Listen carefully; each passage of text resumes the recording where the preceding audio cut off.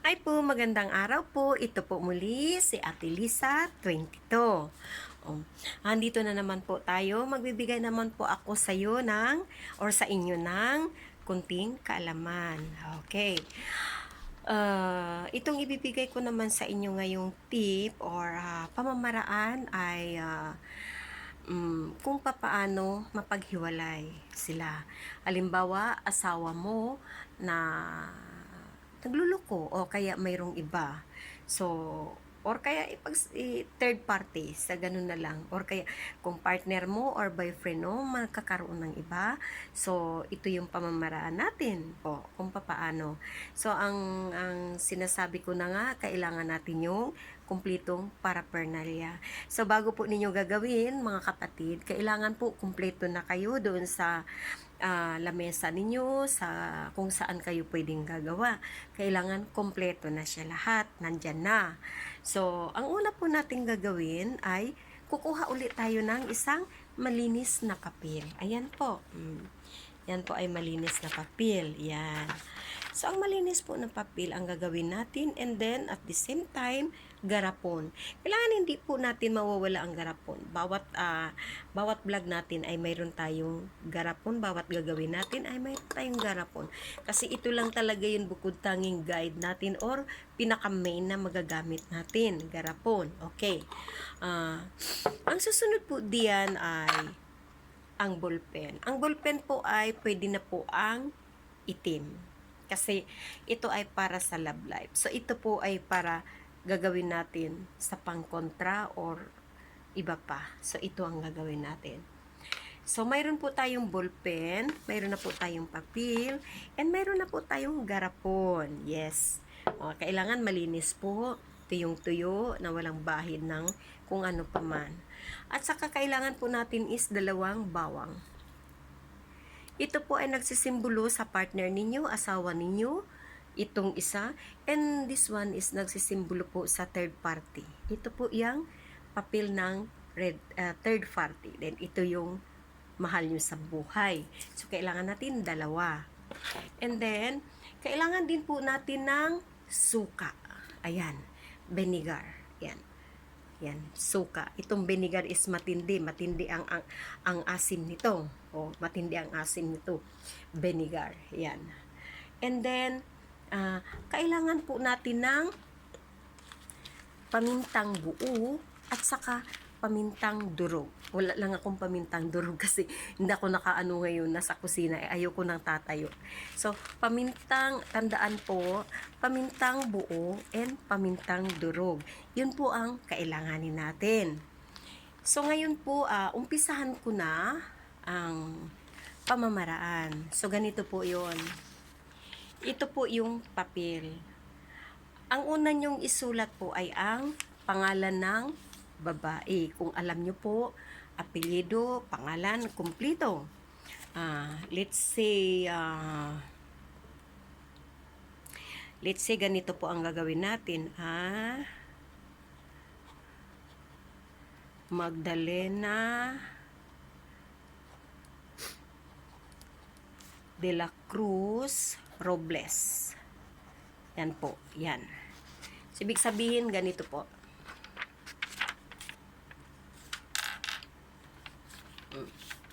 Pababa po. Magdalena de la Cruz Robles. Yan po. Magdalena de la Cruz Robles. So, pag ganun po siya. So, ngayon po, ayan po ang nakasulat sa pangalan niya. Then, iganon nyo po. Yan, ibaliktad nyo ganon. And then, isulat nyo po yung pangalan ng mahal ninyo or partner ninyo or asawa ninyo pag ganon. Pa-X po. Yan, pa-X. For ibig sabihin, X. So, ibig sabihin, wala na. X na. So, ganito po. Example, pangalan ng partner ninyo is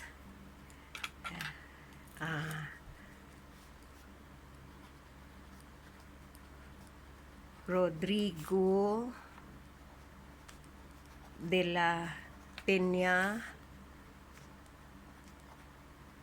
Alvarado. Ayan po. Ito po. Yan. Rodrigo de la Peña Alvarado. Pero yung pangalan po ng babae is ito. Yan. Magdalena de la Cruz Robles. Ayan po. Magdalena de la Cruz Robles. And then, ito po yung pangalan ng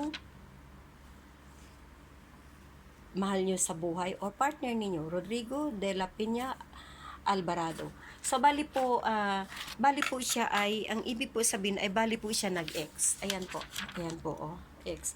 So, ibig sabihin ganito po ang sistema. Nag-ex po siya. Ayan, oh. Ito po, ayan po. Ayan po ang sistema. Ayan po, nung nakikita nyo po, ayan. Oh, Magdalena de la Cruz Robles. And then yung po, pag ganun mo lang, ayun na yung pangalan ng ano ninyo, partner ninyo. Ayan. So, ang simbolo po niyan ay para po silang dalawa ay ex na. So, ibig sabihin, stop na. Yan. At pagkatapos po nito, ay tutupiin niyo po. Ganyan po. Yan. At habang tinutupi ninyo, ay magre-ritual po kayo. Ang ganyan po na magkahiwalay po sila kung ano ang gusto ninyong sasabihin. Ayan. Ayan po. Yan. Ang pagtupi ninyo ay bali 3 lang. 1, 2, 3. Yan po. Ito na po ang nangyayari. Yan. Yan na po. So, ito po ay lalagay po natin dito sa garapon. So, ang gagawin po natin ay, yan. Ilalagay nyo po talaga. Kailangan po talaga ay gitna. Gitnang-gitna po talaga siya. Yan. Ayan po ang sistema. Ayan po. Nakagitna na po siya. Yan.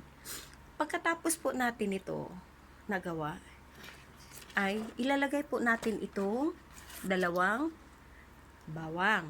Nagsisimbolo sa partner ninyo, nagsisimbolo po sa kanyang yung third party. Yan. Pagkatapos po nito, kailangan nandyan na sila sa loob. Kailangan maayos ang pagkalagay ninyo sa gitna talaga at talagang nailaliman siya ng 2 bawang. Yan, nailaliman siya. Pagkatapos po nito ay lagyan ninyo ng suka. Ganito po, yan. Lagyan ninyo ng suka. Yan. Hindi ko na i-demo kasi gagamitin pa natin ito. So, hanggang sa lulutang siya. Pero huwag naman po ninyong labisan. Kakaunti lang. Hanggang sa umangat lang yung bawang. Kasi yung bawang ay lumulutang talaga yan. So, hanggang umangat lang siya ng kaunti. Kunti lang. Mga kunti lang. Para lang mabasa yung bawang, as in mabasa lang yung bawang na yung hindi naman yung as in kalahati, kailangan yung labis na mailaliman siya ng suka, yun. And then ilagay nyo po itong paminta, ganito po, yun. Yan. Example lang yun, ilagay nyo po ito sa may suka. Yan. Tapos ilagay nyo po ang durog, yung powder. Yan. Pagkatapos po, mag-concentrate kayo. Tapos, i-ritual ninyo, bubulungan ninyo. Example, ganito. Yan. I-ready nyo po ito para yung ritual ninyo mapasok sa loob at hindi makawala paglagay nyo nito. Ganyan, ang sasabihin nyo po ay sa pamamagitan ng bawang na ito, kayo ay kamuhian nyo ang isa't isa at hindi na kayo magkaunawaan at magkatuluyan na kayo maghiwalay hanggang sa wakas.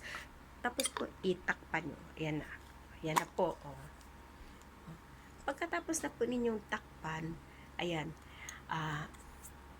kung 8 o'clock kayo ito ay gagawin ninyo Tuesday and Friday lang po. Ngayon, paggawa na kayo nito, example, ito na, mayroon na kayo, nakikita nyo kung saang labas pwede ninyo ito pasinagan ng araw, mga 20 minutes, pinakaano 20 minutes. Magpasinag kayo ng araw within 20 minutes lang. Tapos 3 days, isaksisib ninyo ng 3 days, every 20 minutes lang ang pagpasinag ng araw. Pagkatapos po ay sorry po.